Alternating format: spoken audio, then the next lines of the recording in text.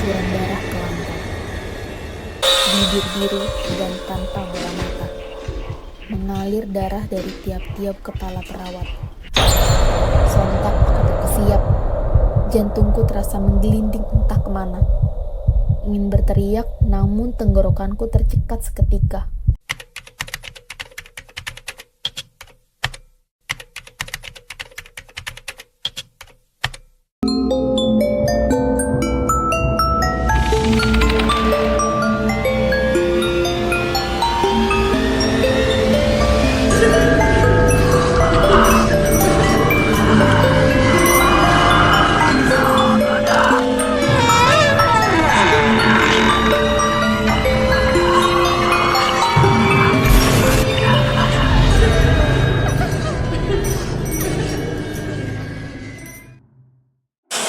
Sampai ketemukan jasadku. Masih ada. 2013. Dari meja jaga perawat ruang ICU, samar terdengar suara bangker roda berjalan mendekat. Namun ada yang aneh. Bangker roda itu diiringi suara serentak bak pengantar jenazah. La ilaha illallah.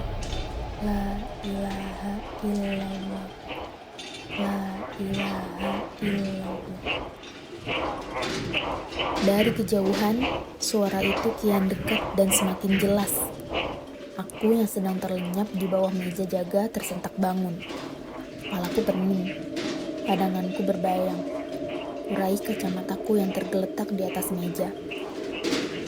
Tubuhku mematung seketika, melihat satu bangker kosong didorong oleh 4 perawat berwajah pucat pasi, bibir biru dan tanpa bola mata. Mengalir darah dari tiap-tiap kepala perawat. Lebih mengerikan lagi, mata putih milik satu perawat yang berdiri di baris paling depan seketika menggelinding ke lantai seperti habis dicongkel. Aku terkesiap, ketakutan setengah mati. Kuperhatikan sekeliling, tak ada tanda-tanda orang lain di sekitar selain aku. Mereka terus berjalan mendekat, menelusuri lorong temaram, seolah tak memperdulikan rasa sakit dan darah yang merembas di kepala dan badan. Aku terpaku, tak dapat menggerakkan sendi-sendi tubuhku sendiri. Ingin berteriak sekeras-kerasnya, namun leher seolah tercekat. Aku hilang kendali diri.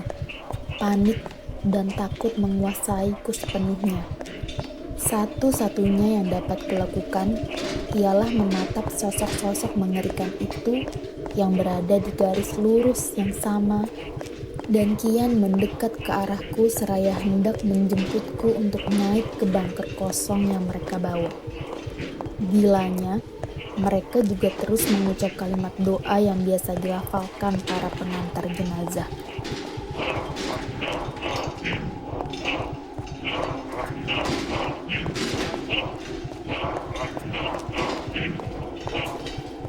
Bisa kalian bayangkan bagaimana posisi aku saat itu?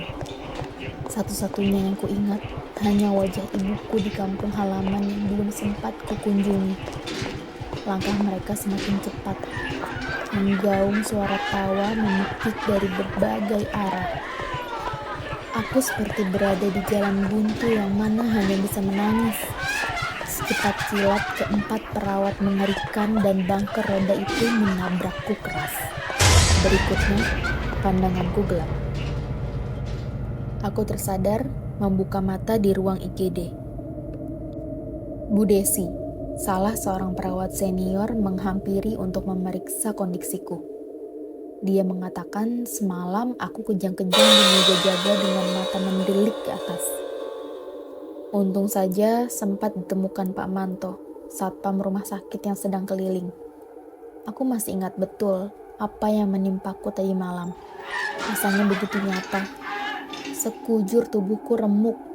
Ada luka lebam membiru di beberapa bagian badan seperti bekas benturan benda tumpul. Sebenarnya tadi malam kamu kenapa, Tih? Tanya Bu Desi. Aku gagap menjawab, tetapi Bu Desi melanjutkan kalimatnya. Kamu indigo. Sebelumnya ada perawat juga yang indigo. Dia resign karena sakit. Gak kuat katanya. Tapi sebelumnya persis kayak kamu. Kejang begitu pas lagi jaga rawat. Aku menggeleng pelan, menyangkal. Entah mengapa aku tidak suka dan merasa tidak pantas mendapat predikat sebagai anak indigo. Meskipun aku memang peka dan kerap bersinggungan dengan mereka yang tak kasat mata. Namun kenyataan itu bagiku seperti hal memalukan yang harus kusembunyikan rapat-rapat. Lagi pula aku bukan seorang praktisi. Mengontrol mataku sendiri saja aku tak bisa. Ya kadang mereka terlihat jelas, kadang samar, bahkan kadang hanya suara saja yang kudengar. Aku tidak tahu apa yang menyebabkan begitu. Namun yang pasti sejak aku menstruasi pertama sampai saat ini usiaku menginjak 24 tahun, aku masih belum bisa terbiasa dengan keberadaan mereka di sekitarku. Rasanya seperti aku bisa saja mati jantungan sewaktu-waktu. Aku memang terhitung baru menjadi perawat di rumah sakit ini. Sebelumnya aku hanya berani bekerja menjadi perawat di sebuah klinik kecil yang tak jauh dari rumah. Kepekaanku terhadap mereka menjadi alasanku memilih bekerja di klinik. Bagiku kala itu rumah sakit seperti tempat penyiksaan mental. Namun 1 tahun kebelakang, aku merasa diriku sudah tak lagi sepeka dulu. Aku bahkan sudah jarang bersinggungan, apalagi melihat mereka. Paling parah, aku hanya melihat gumpalan asap membentuk sosok, siluet bayang hitam, dan suara-suara aneh yang masih bisa dihiraukan dengan headset. Karena itulah, aku memberanikan diri untuk melamar bekerja lagi di rumah sakit. Selain sudah merasa aman, gaji yang kudapat juga lebih besar bekerja di rumah sakit dibanding di klinik. Kenapa bisa begitu, Bu? Perawat itu kenapa? Tanyaku balik ke Bu Desi, penasaran. Mending kamu gak usah tahu deh. Lagi sering jaga malam kan? Kekeh Bu Desi. Sejak aku membuka mata, aku merasa ada yang berbeda dari sekitarku. Rasanya rumah sakit ini nampak lebih padat sesak dari biasanya. Banyak lalu lalang melintas wajah-wajah perawat dan dokter yang tak kukenali. Ada apa di rumah sakit ini? Tak terlalu kupikirkan mengenai peristiwa tempo hari. Kadangkala sakit juga bisa merenggut alam sadar dan membuat kita berhalusinasi. Jadi kusimpulkan saat itu aku hanya sedang tidak sehat. Sekarang aku mendapat gilir jaga IGD. Baru saja seluruh pasien IGD ditransfer ke kamar rawat. Jadi IGD malam ini tampak sepi. Hanya tersisa 1 pasien koma yang masih menunggu pihak keluarganya tiba. Suara sirene ambulan berbunyi nyaring memecah hening malam. Ramai sentakan langkah para perawat sigap menghampiri membawa bangker roda. Tari, rekan perawatku, menyiapkan 1 tempat tidur di IGD. Aku ikut membantu. Ada pasien darurat apa, Tar? Kok tumben gak ada info dulu ke IGD kalau mau ada pasien dari ambulans kita? Ujarku. Tari tak menjawab. Namun raut wajahnya tampak begitu serius. Tak lama suara bangker roda terdengar mendekat. Rombongan para perawat dan 1 dokter membuatku tersisih menepi. Kuperhatikan mereka, tak ada satupun yang kukenal kecuali Tari. Yang lainnya tampak asing. Pacemaker atau alat pacu jantung digunakan untuk memompa detak pasien yang tengah kritis. Tubuh pasien itu bersimbah darah di bagian kepala dan badan. Ketebak, dia pasien kecelakaan. Situasi ini tak lazim. Selaku perawat jaga IGD, aku harusnya mendapat informasi terkait pasien lebih awal dibanding para perawat lain. Namun kali ini, terasa semua telah siap. Bahkan Tari pun menjadi bagian dari mereka. Aku satu-satunya perawat di antara mereka yang kebingungan sendiri. Mesin elektrokardiogram berdecit panjang menandakan bahwa detak jantung pasien telah terhenti. Pasien dinyatakan telah meninggal dunia. Terdapat perubahan raut wajah jelas di tiap-tiap dari mereka. Para perawat dan dokter tampak panik. Mereka gelisah ketakutan hingga para perawat tiba-tiba berhamburan lari meninggalkan IGD seperti tengah terancam hal yang mengerikan. Aku semakin bingung ketika Tari ikut lari meninggalkan ruang IGD dengan gemetar. "Ini kenapa? Dok, ini kenapa? Ada apa?" Tanyaku pada dokter, satu-satunya orang yang tersisa di ruang IGD. "DE nuntut balas," ucapnya singkat. Rahang dokter itu mengeras. Tatapannya berubah tajam, namun terasa kosong mengawang. Dokter itu berbalik badan.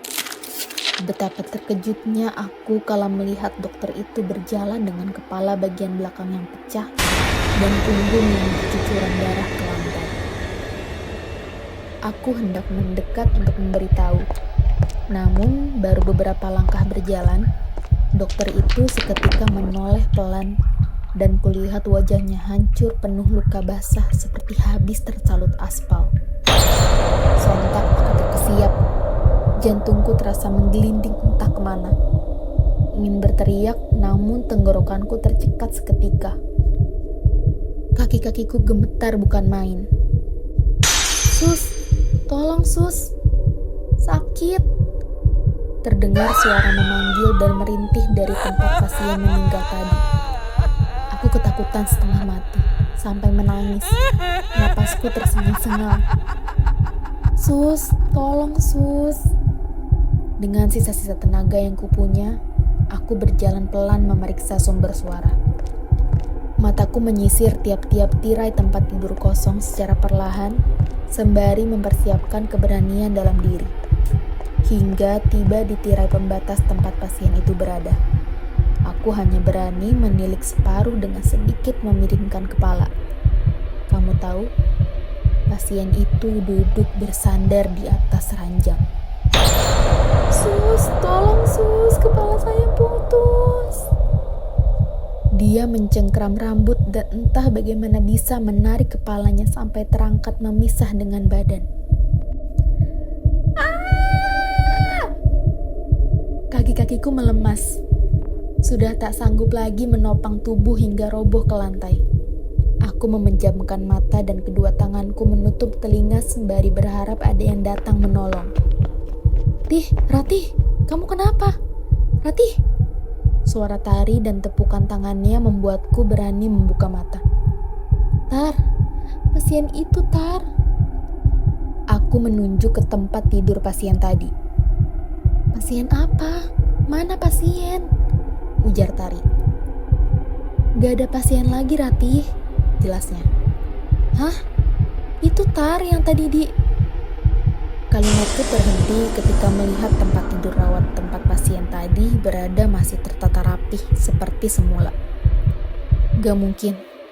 Tadi kamu ikut tindakan Tar sama dokter." "Ngaco, wong aku habis makan di depan," bantah Tari. Belum hilang gemetar di badan dan kaki-kaki yang melemas, rasanya peristiwa tadi benar-benar nyata, bukan mimpi. Tapi bagaimana bisa? Besok paginya, aku sempat pulang dulu ke rumah, membersihkan diri dan membawa beberapa perlengkapan bayi yang diminta perawat NICU. Sore hari menjelang maghrib, aku kembali ke rumah sakit. Sambil menunggu giliran dipanggil, di depanku ada satu keluarga yang sedang menangis terisak. Tak sengaja tadi ku dengar, dokter berkata untuk siap-siap, karena kondisi anaknya sedang amat kritis dan kecil kemungkinan untuk selamat. Hatiku terenyuh. Sebagai orang tua, entah mengapa aku juga ikut merasa sesak. Selang beberapa menit, dokter tersebut kembali keluar menghampiri keluarga tadi. Dia membawa berita duka bahwa anaknya telah tiada. Tangis pecah. Sang ibu bahkan sampai roboh ke lantai. Aku sedikit duduk melipir, memberikan ruang lebih untuk mereka.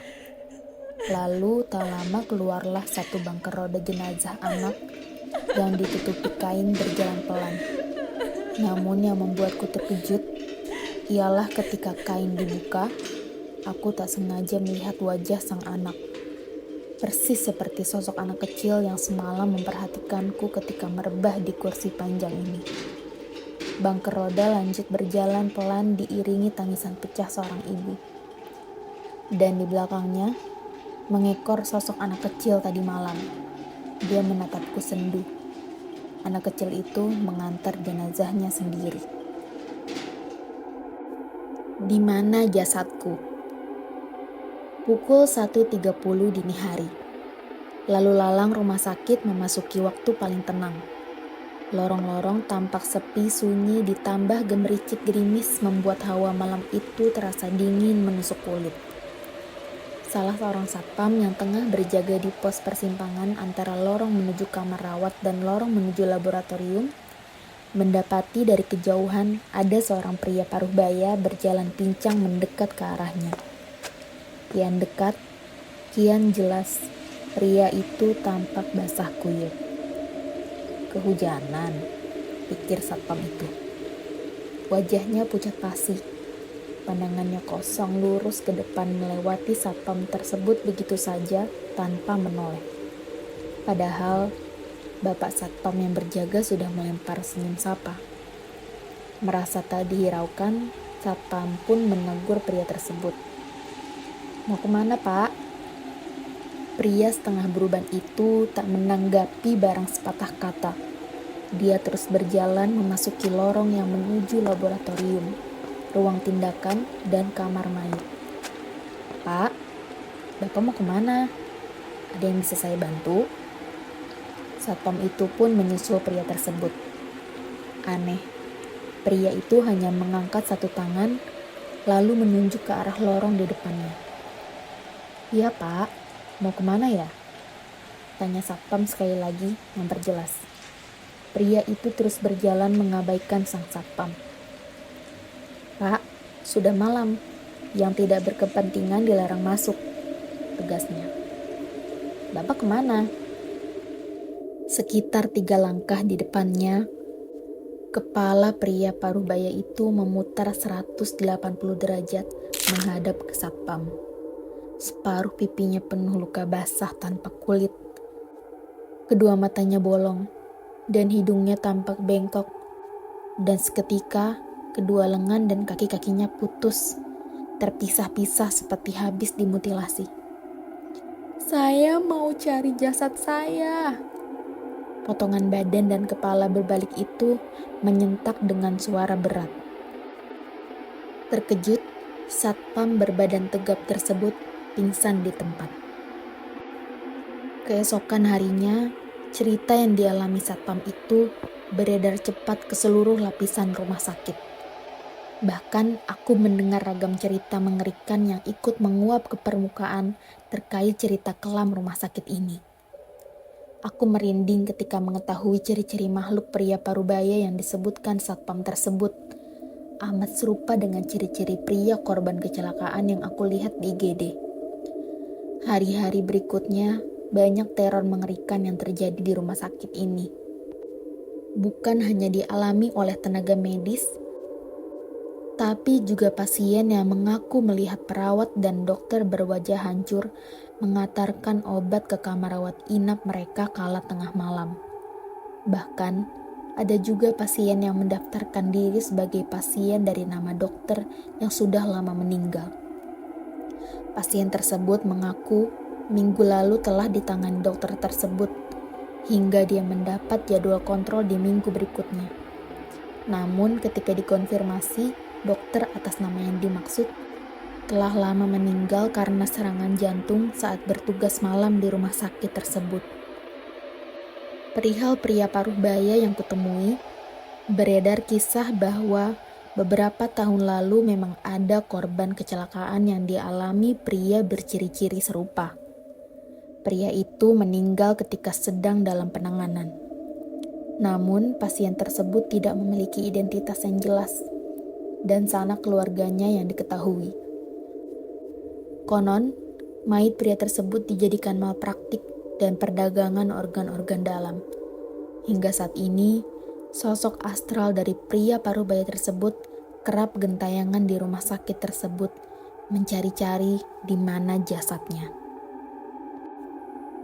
Sudah lebih dari 5 jam kuperhatikan bapak itu duduk di lorong ruang tunggu sampai tengah malam begini. Entah apa yang ditunggu. Dia hanya duduk, terdiam sembari menatap lurus tanpa memperdulikan sekitar. Merasa iba, aku menghampiri. Pak, dari tadi saya lihat bapak di sini aja. Lagi nunggu apa, Pak? Bapak yang kusapa tak menjawab, bahkan melirik pun tidak. Bulu romaku seketika meremang. Senyap dan dinginku lorong seketika menusuk hingga ke tulang. Pak, mending pulang dulu. Dokter juga nggak ada yang visit jam segini.